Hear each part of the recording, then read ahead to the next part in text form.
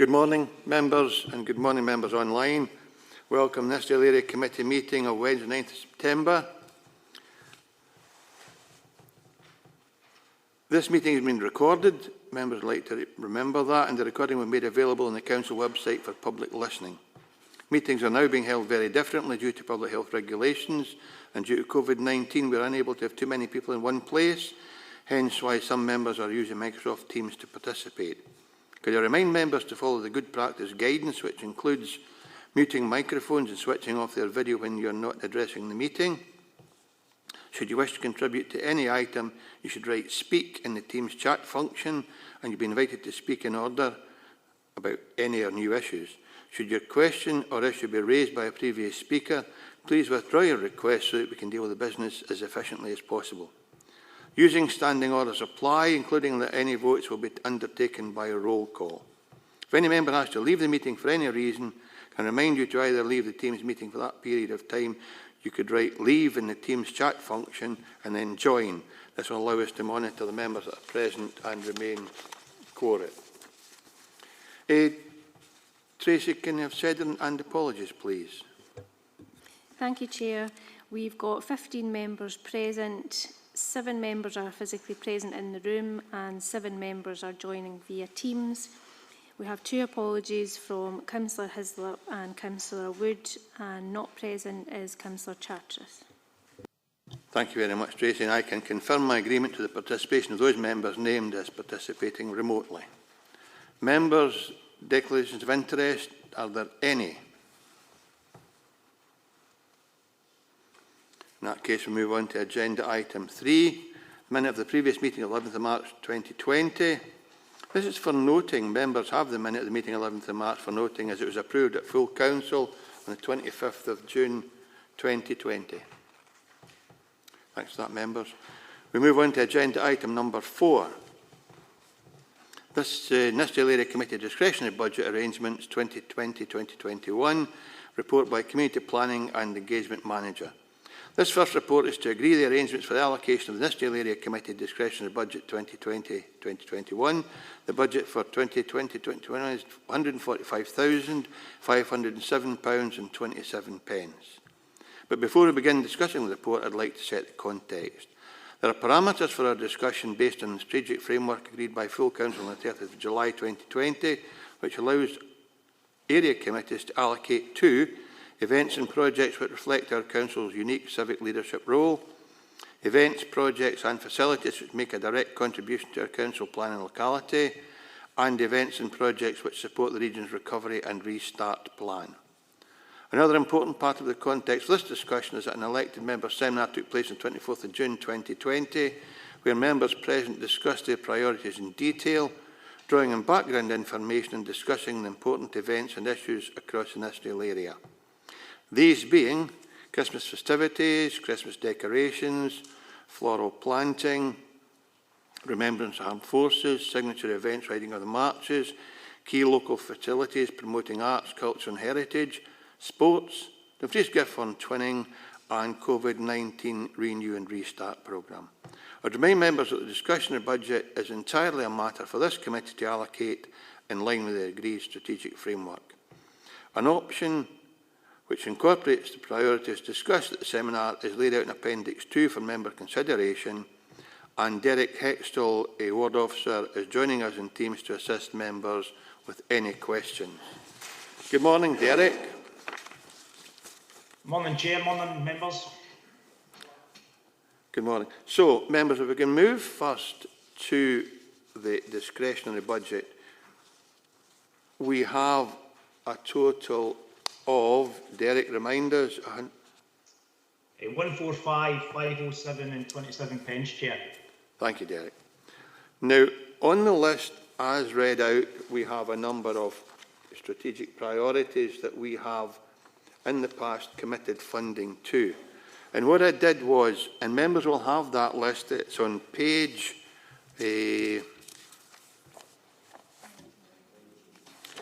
19 of the committee papers. I asked Derek in advance of this meeting just to do a bit of research for me that would help us to come to a considered judgment.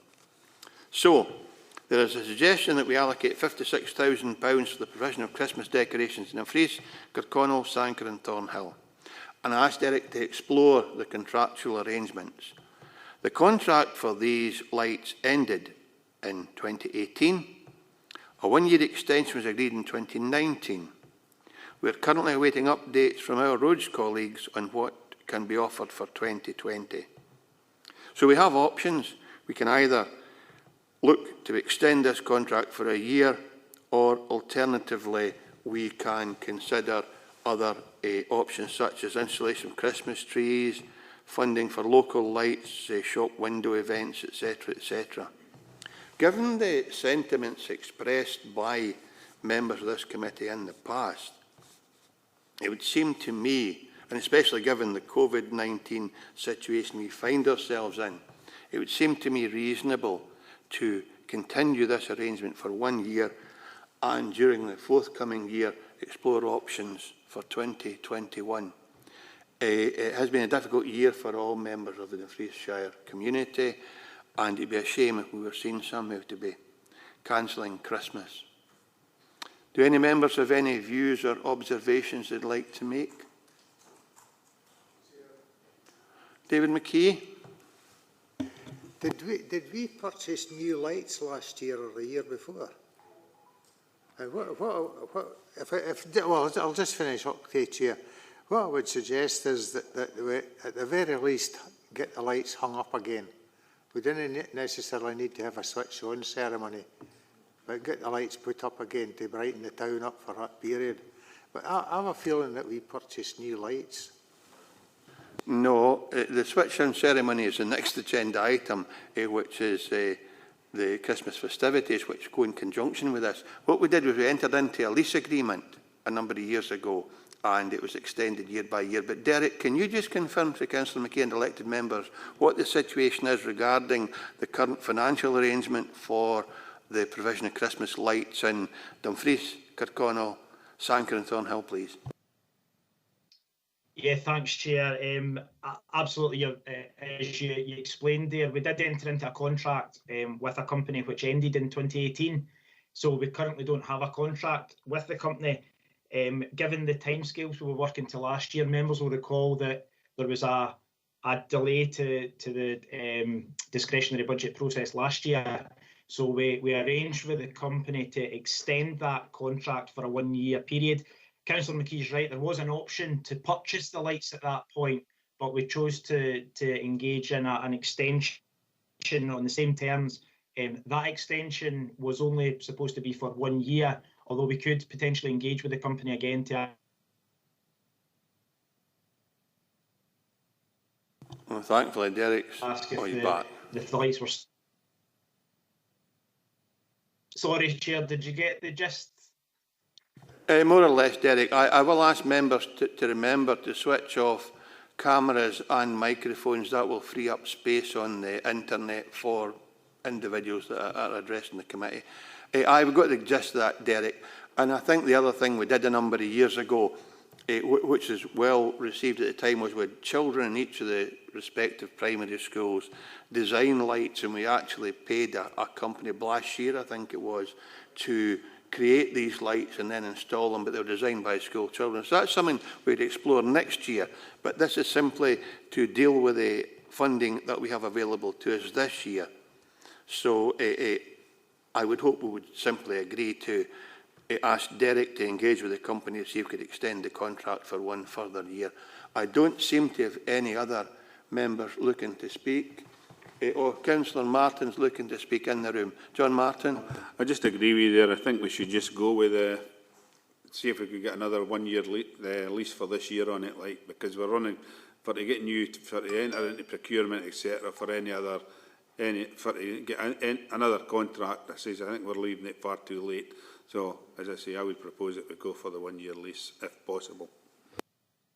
So, if members are content with that, as far as that agenda item goes, we have agreed to delegate to officers to seek an agreement to extend the contract for 1 further year and possibly bring forward a report to the Nithsdale Area Committee in early time to consider how we might deal with the Christmas lights arrangements in future years. Councillor Davidson has agreed with that. There are no other members looking to speak. We will determine that that's a decision made, that we will delegate to officers to secure provision of Christmas decorations in Dumfries, Kirkconnell, Sankers and Thornhill for the end of this year. Next we come to Christmas festivities. Support community festive events in Kirkconnell, Sankers and Thornhill.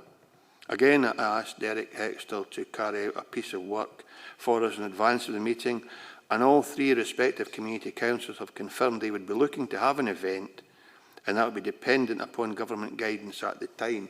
So again, I would hope this is something that members would agree to. Again, it's been a difficult year, especially for young children, and Santa and his helpers make a big difference to the lives of some of these children at that time. So I would hope there'd be a sympathetic approach to this. Members, are there any views, or are we happy to agree that the £2,505 is committed to these three community councils to deliver an event of some kind? It would begin in consultation and with the support of ward officers and Derek Hextall. Have we agreed? Thanks, and thanks very much, members. We next come to the Dumfries Christmas festive season, or festivities. Support community festive event in Dumfries, £5,670. The Guild who delivered last year's event, according to Derek, have advised they would not be in a position to deliver the free switch-on event. No other group has yet let officers know they would be interested, but discussions could take place if Nithsdale Area Committee allocate this money on perhaps a more creative event and even a virtual event. And again, I'd be keen to see something happening in Dumfries. It's important. It is our regional centre. And Councillor Nicholson looking to speak. Councillor Nicholson. Thank you, Chair. I think I think it is important that we do try and do as much as possible in the area. I know that there is one company that is still looking to have negotiations with the Guild for a pared down event. It won't be a full switch the lights on or anything like that, but some kind of pared down event. And I think it's if negotiations go ahead and they can bring something together, I think it should go ahead. So therefore, probably you'd want to ring fence that money just now if it went ahead, or if negotiations were successful and they met the criteria, and obviously any necessary restrictions imposed by the COVID was held. Thanks very much for that, Councillor Nicholson. I'd be content with that on the basis that if it doesn't happen, the funds return back to the Nithsdale Area Committee. And again, that would be in conjunction with Derek Hextall or the ward officer. Tracy Little. Tracy. Thanks, Chair. I'm in agreement with Councillor Nicholson there about if we can do something. I mean, right now we really need to be able to do something to cheer people up. But I believe, are we not too late for the procurement process for this to go out anywhere? Because we would have to go through the whole thing that we did last time when the Guild were the successful group. But are we not out, do we have time for that? Or would we have to, as the council, perform this?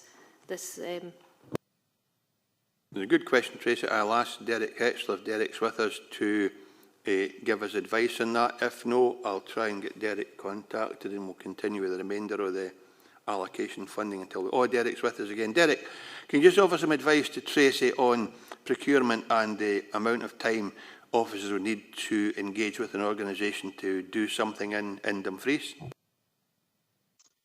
Yes, Chair, thanks very much for that, Councillor Little. Members will appreciate that there was an expression of interest process that we go through. We can determine what that timescales is. Now, obviously, we did extensive consultation last year to try and get groups to come forward who would have the capacity to take on the Christmas light switch on, which is a significant event. Members will bear in mind as well that our youth service used to deliver, and it's a significant task, especially when we're working with volunteers as well. So we can determine what the expression of interest deadline process is, so we can shorten that. It doesn't have to be as long as what it was previously, maybe a couple of weeks to allow us to engage with the Guild or other potential providers within the town to look at a switch-on event, but we can determine what that length of time is, Chair. Thanks for that, Derek. So on that basis, Tracy, are you happy to continue? We'll delegate that duty to Derek or the ward manager to see if we can find someone. And do you want some information back in November? Would that help post pre-Christmas in case there is some additional work to be done? It'll probably be as a routine matter anyway. Members will be advised as we go along. So if we're happy with that, we will commit £5,670 to a community festive event in Dumfries, and that's to be determined in conjunction with ward officers. We next come to Nithsdale in Bloom, floral displays, plants and flower baskets across Nithsdale. And again, I asked Derek to do some work on this, and he's done some sterling work. He understands, or I understand, that funding from this year's budget would pay from next year's flowers. Groups across Nithsdale were offered the flowers this year due to COVID restrictions on officers carrying out planting. So again, this is sort of advanced planning, if you like, and we'd hope that at some stage COVID-19 would be under control and managed, and we would get back to some form of a normal business activity. So can you imagine that members might want to support the provision of this floral displays, etc., for next year? And to do that, we have to commit the funding now. Is there anyone looking to make observations, or are we content that it's such a useful exercise that we simply continue it, knowing that this will be for next year, but it has to be committed now? If there are no dissenting voices, we'll do that. We'll commit £20,250 to Nithsdale and Bloom. Next agenda item is Remembrance and Armed Forces, the provision of wreaths and support for remembrance services across Nithsdale. And again, Derek's very specific here. Whilst the detail of any remembrance events are unknown, it's envisaged that laying of wreaths in line with government guidelines would still be done. I'm sure every elected member would want to recognise the contribution that our armed forces have made and the sacrifice that some folks had made, the biggest sacrifice one can make in defence of their country. And I'm sure that's something we'd all want to commit to and agree the £1,800 would go as normal to remembrance and wreaths. Is that okay? Thanks, members. Next we come to signature events, riding of the marches, supporting Sanker riding of the marches and Dumfries Kid Neighbours events. Again, Derek did some investigative work, and he has confirmed that both Dumfries and Sanker confirmed there are no events planned or expenditure incurred as a result of the 2020 events not taking place. So this is free money, and it's what we do with it. David Stitt. Chair. I think the possibility is, Chair, we could carry the money for it, and maybe in the next meeting in November we might have other projects which come for it, and we could maybe fund them. Okay, I'll ask Derek to come in, because there will be a process which will be quite complex, because we can't just have somebody realising there's £11,000 available putting in a project, but I'd be more than happy to have that money in reserve in case some particular situation or crisis arose that we could use this money to support, given that it is investment in the wider community. Derek, are you with us at all? I am here, Chair. I've switched my camera off because it was I'm getting some feedback.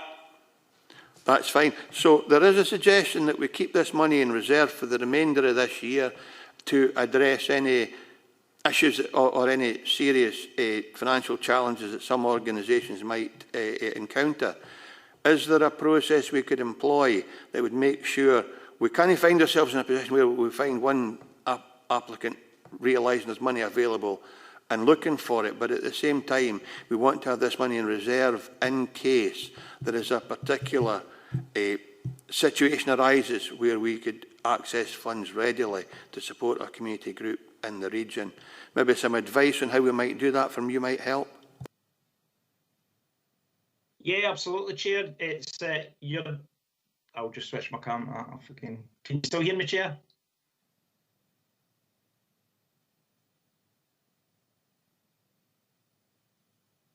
switch your mic off too, Derek. Sorry, can you hear me now? Yes. Right, sorry about that. Yes, absolutely. Members can choose to not allocate to a specific budget. Obviously, the Riding of the Marches have advised that they have not incurred any expenditure for 2020, so that funding could sit in the discretionary budget. Should members wish to allocate it, say in November or up until next year, should needs arise. You would just need to make a decision today not to allocate it to the signature events, but you want to keep it available for future expenditure within the current financial year. What you don't want to do at this stage, probably, Chair, if I'm hearing you correctly, is you don't want to carry this forward to the next financial year, because that would then remove it from the committee's decision-making powers to allocate it within the current financial year. That's great advice, Derek. That's fine, and that probably fit with David Stitt. Does that fit with your sentiments, David? That'll just fine, Chair. If there are no other members looking to speak, we will simply agree not to spend this money at this time and keep it in reserve until later on in the year. And Tracy, I think, will have captured that particular sentiment. Okay, thanks very much, members. In that case, £11,755 has been kept in reserve at this moment in time by the Area Committee for an uncommitted at this stage investment. Next, we come to key local facilities promoting arts, culture and heritage. And there is no text from Derek, because although we've done this before, this was something that came up as a suggestion in the seminar. And the seminars are not decision-making groups. It's simply brought to us for our thoughts on the matter. There is £20,000 ring identified, no ring fenced. And I've got Andy Ferguson looking to speak. Andy? Thanks very much, Chair. Given that Rebecca Coggins and the team are working their way through a revised culture strategy, Chair, I'd be suggesting that we hold this in reserve until that strategy has been completed, or that work has been completed and agreed through Communities Committee and, if necessary, full council. That seems to me eminently sensible, Andy. Are there any other views on this particular fund and what we might do with it? If not, are members content to take Andy's suggestion and simply retain this until the cultural strategy has been developed, has been completed, and we can then bring a report back to Nithsdale Area Committee at a future meeting? I see a leader has agreed. Deputy Leader has agreed. Members in the room have agreed. Oh, Councillor Martin. It's just, as I say, I support this. I support everything what Andy said. We should leave this till we get the cultural strategy out, as I say. And as I say in here, support for facilities promoting Bruce, Barry and Burns. I would hope it would be a lot wider than just that narrow point of Bruce, Barry and Burns, because there's quite a lot of cultural organisations in Dumfries and Galloway and Nithsdale. Thanks, John. I deliberately didn't read that part of the report out because members kind of sympathetic to a wider field than Bruce, Barry and Burns. I did say, tongue-in-cheek, Crichton, Cameron and the Covenanters might be useful. That's my word, but we'll leave that for another day. I think, members, if we're agreed that it's key local facilities promoting arts, culture and heritage, and we await the cultural strategy, and then a further report will come to Nithsdale Area Committee outlining what that strategy is, and at that stage we can discuss it further. Councillor McKee. Well, I was going to suggest that we identify an amount for each one, but do you want to leave that until such time, until the next time is discussed? I think it might be more useful, Councillor McKee, if we just let it open at the moment, because we will find out through the strategy exactly what kind of organisations we're working with, and that might allow us to consider better the scale of the maximum we might fund. I would find it strange if we gave 20,000 to only one after us developing a cultural strategy for the region and for the area. So if you're all right with that, Councillor McKee, we'll just leave it open-ended. Members content with that? Oh, John Campbell. Sorry, John. Yeah, thanks, Chair. Yeah, just picking up on the point of Councillor Martin there, the Bruce, Barry and Burns was really just came out of the seminar that we had a wee while ago.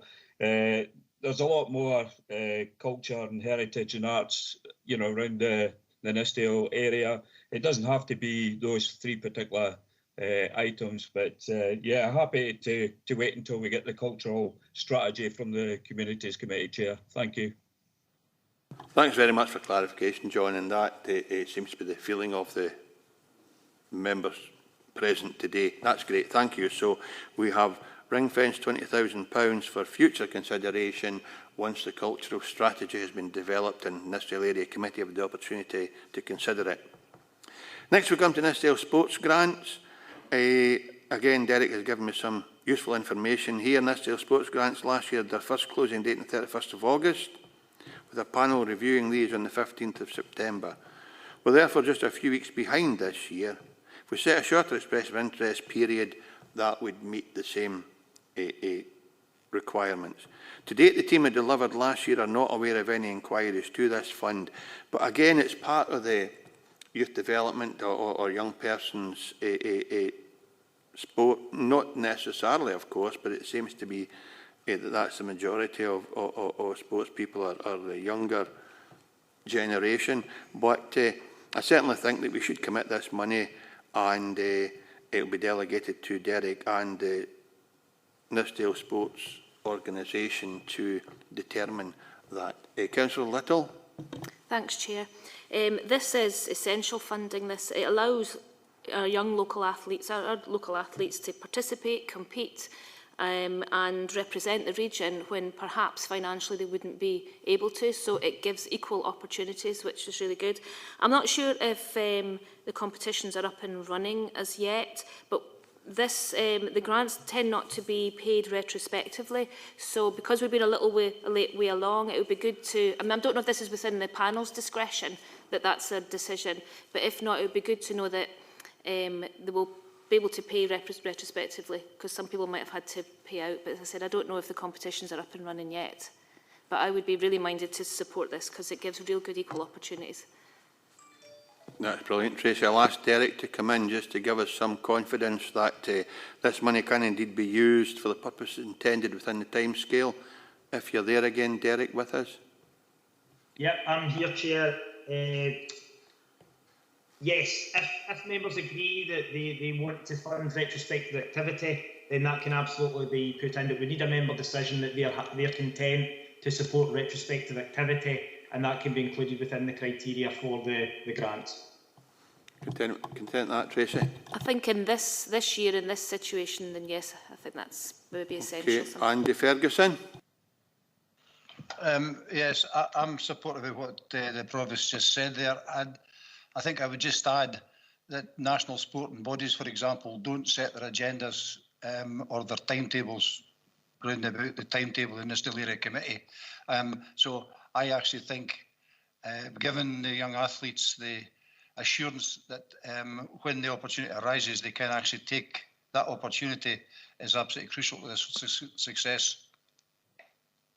Thanks very much for that, Andy. So members are agreed to commit this funding to the Nithsdale Sports Council. Thanks, members. Next one is Dumfries Giffhorn Twinning, support of twinning activities between Dumfries and Giffhorn. Derek has not been able to speak with the group, but he's not aware of any incurred or planned expenditure within this group. However, nevertheless, it is a group that we support and we encourage, and it maintains links with Giffhorn, and I'd be keen to see this continue. If members were happy, we'd just commit this fund, and if it's no use this year, provided we give it to the organisation, I'm sure they'll be able to use it in future years. Does anyone have any thoughts on that matter?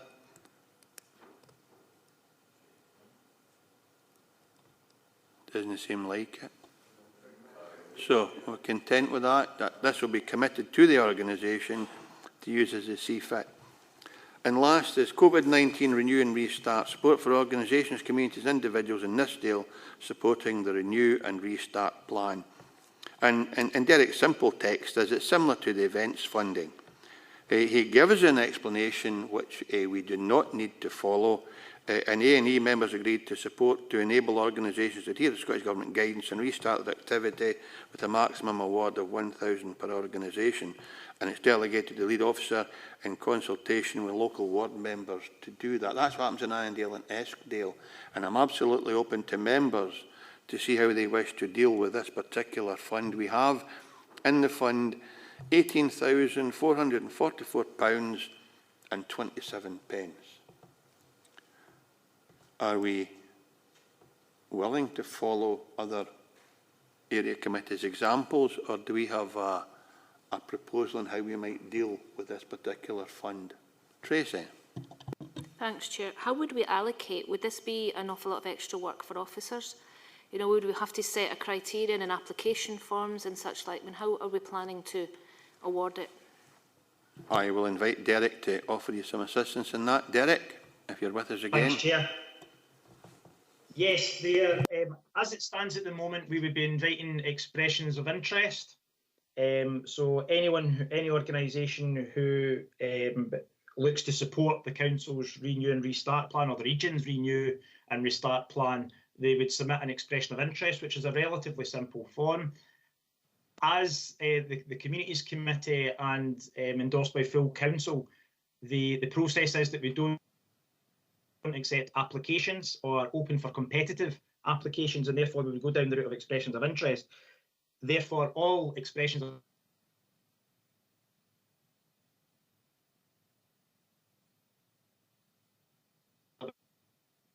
the area committee for members to make a decision.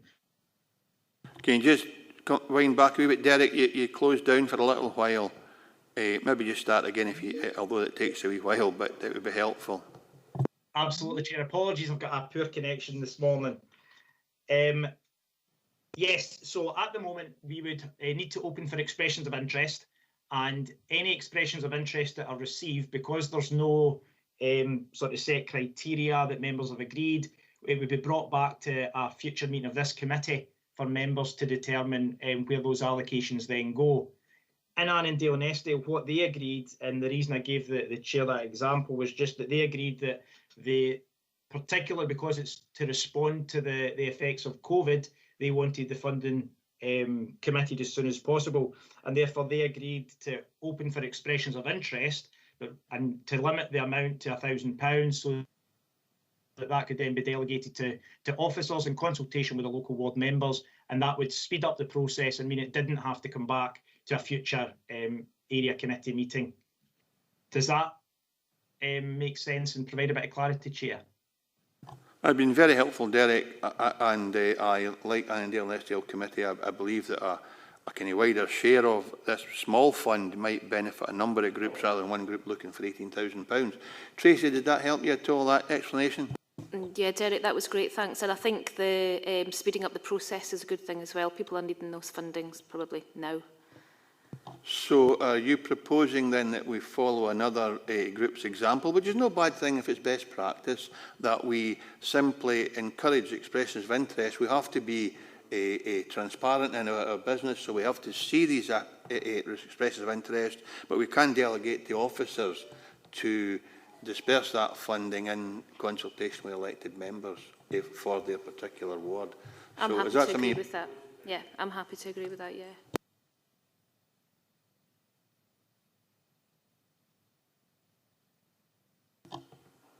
John, did you want to come back in? John Campbell?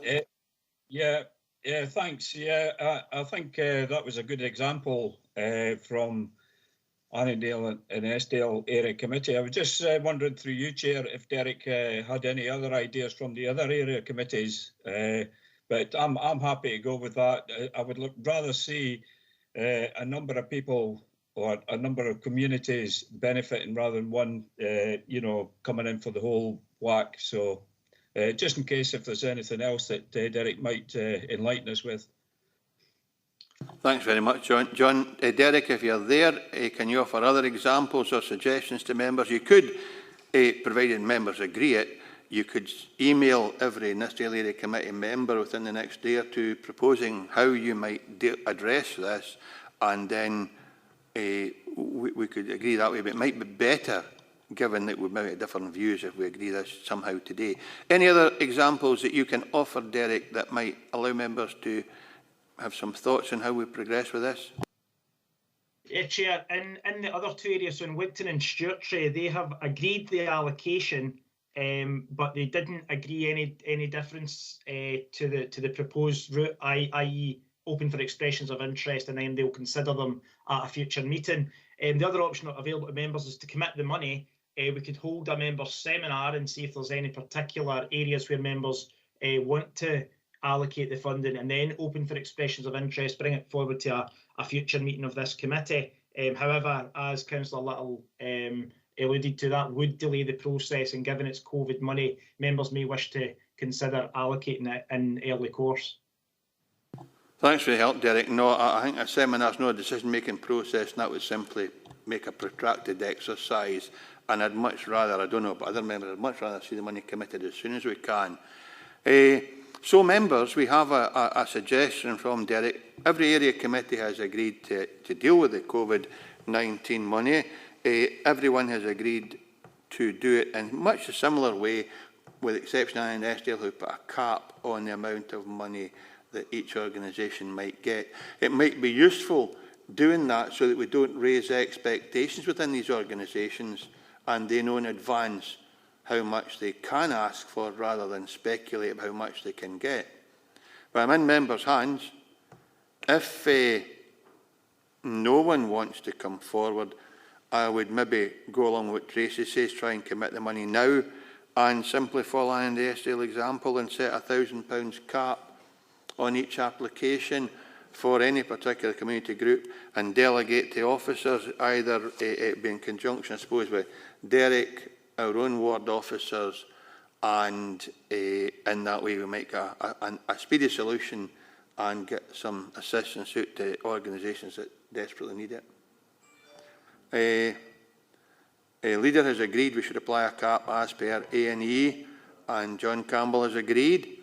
So it seems there's a sympathy towards that approach. So if we're content with that, if there are no alternative views, we will agree to commit the £18,444.27, £18,444.27, along similar lines to Annandale and Nithsdale, where we delegate this to lead officers in consultation with ward officers and ward members, and a cap of £1,000.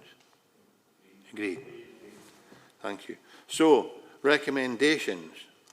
We are asked to note the total discretionary budget available in this area committee in 2020-2021 is £145,507.27, outlined in paragraph 3.4.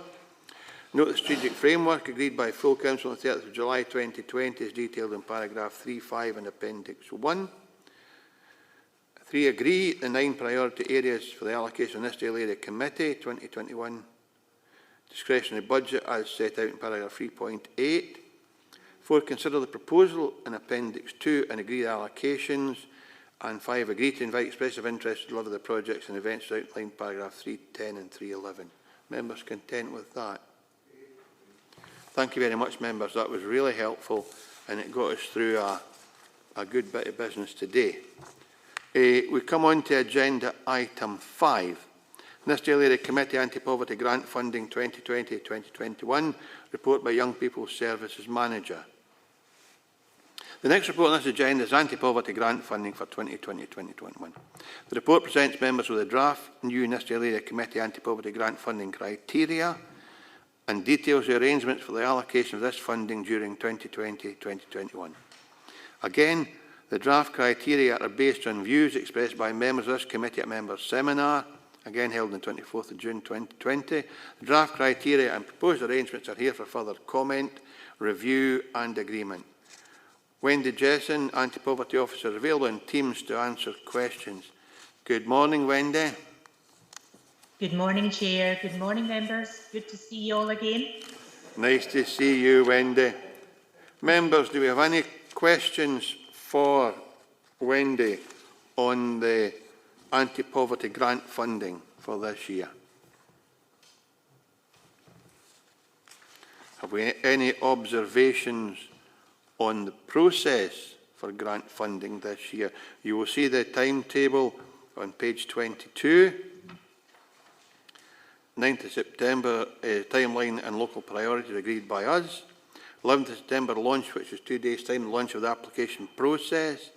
Midnight on the 4th of October, which is a fairly strict window. It's the closing date. Later in October, assessment by a scoring panel. And in November 2020, recommendations, decision applications completed by area committees. So we will see a report from Wendy in November. Are members content with this process and with the criteria and the eligibility as set out in the report on page 25 and 26?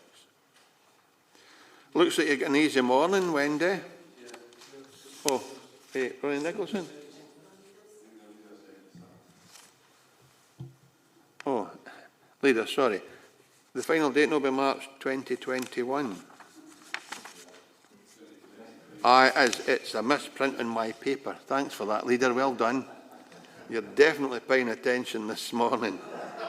Mine's the 2022, it says. Aye, you're absolutely right, Leader, and my apologies for that. And can we amend the papers to reflect that? Pardon? If I can just come in, Chair, sorry. Yeah, Wendy. Just check, is it in relation to the last box on the 3.9, which states the end of year report on the outcomes achieved, March 2022? It would actually be that date because the allocation of the grants would be made in November 2021, and then the area committee dates at the moment, they're November, March, I think June, September and November again. So if the funding's allocated in November 2020, it's for a year-long project, so the date where the reports would actually come back to the committee would be the following March. So it would be March 2022, if that makes sense.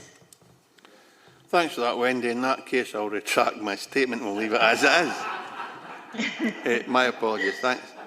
So, this report is accurate. The area committee decided in November and the end of year report will come back in 2022. And Elaine's even written, I understand, so there you go.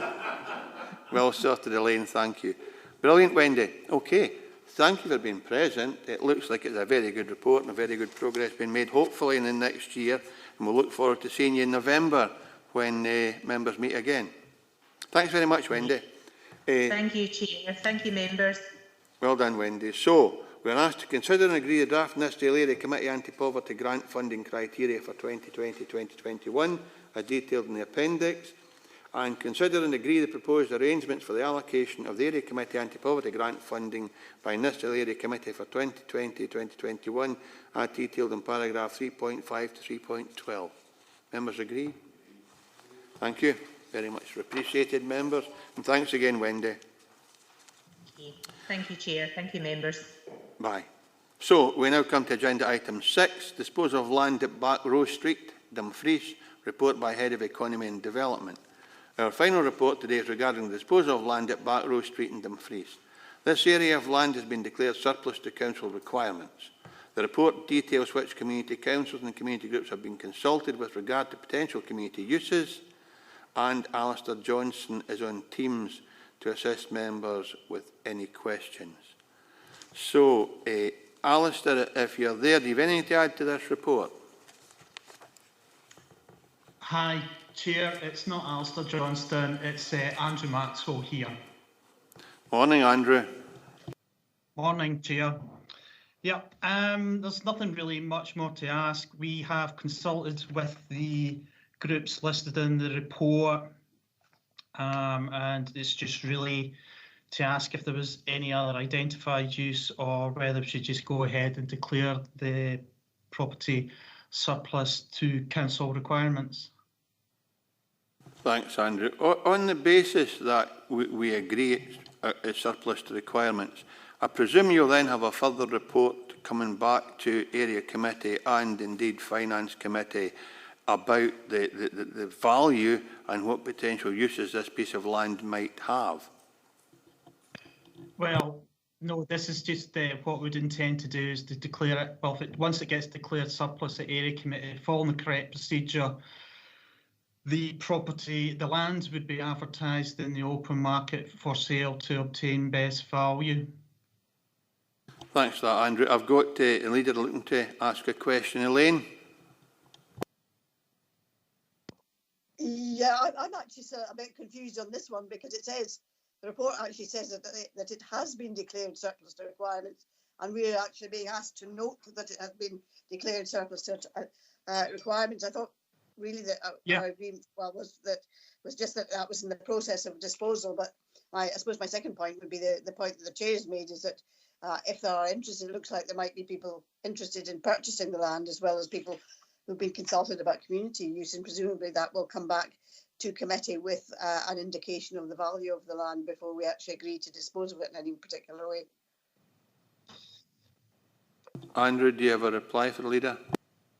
Well, whenever we dispose of land, we don't use, there's a property portfolio monitor, and that's updated monthly, and that provides figures of what we'd intend to dispose of the actual property for. So it tells you what the property would be, what we're selling it for, and then it would tell you the final figure as to what the actual land, buildings, property realised. So that is included in the property portfolio monitor. We'll come back to that, and we'll come back to the leader's question in a wee minute. I've got John Campbell looking to speak. Andrew.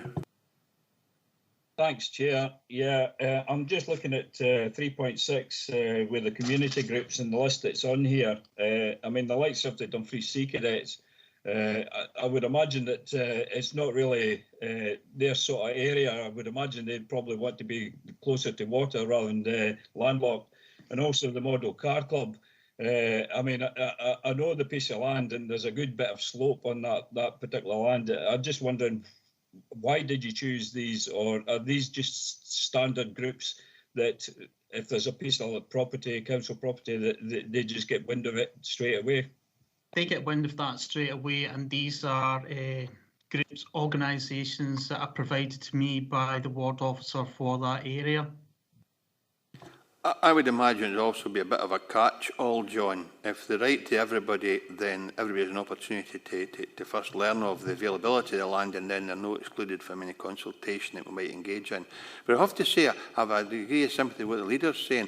I thought when you had a property portfolio that we had some sort of intrinsic value on it, and a good example was 118 English Street, where we valued the property and it was later sold at less than best value, but that was after members were made aware of the value and made aware of the interest in that property.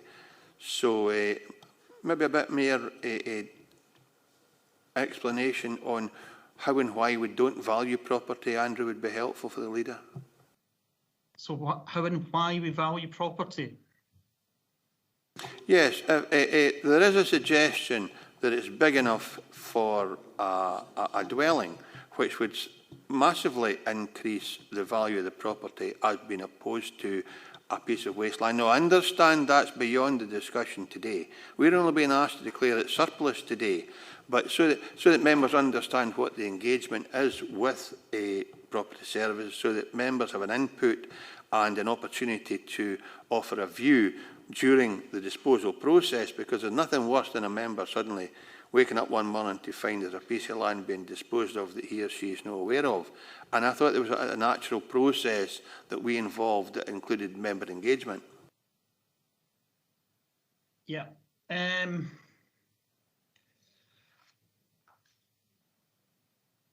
was just, the updated portfolio monitor, it's available there for members to read, and we do update that every month. So it is an up-to-date process, and members can view that quite freely, and it is there in the list.